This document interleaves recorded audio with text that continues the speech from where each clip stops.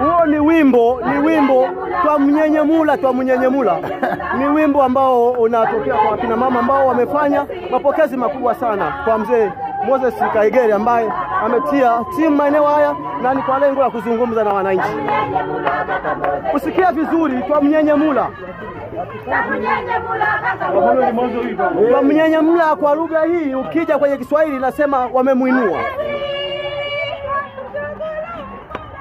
Wametengeneza kiti chenye mfumo wa kiti cha enzi.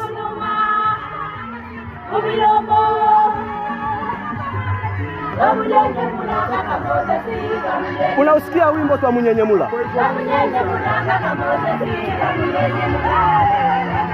Na hawa ni ambao wamejiandaa tayari kwa ajili ya mapokezi. Ni sehemu ambayo sasa nakwenda kutulia Mheshimiwa Kaigere kwa ajili ya kupata fursa ya kuzungumza na wananchi hao.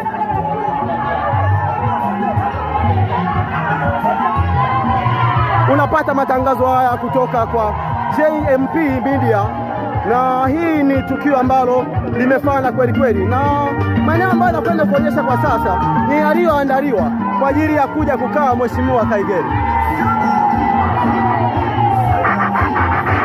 Hivyo ndivyo anavyoshushwa kwenye kiti cha enzi.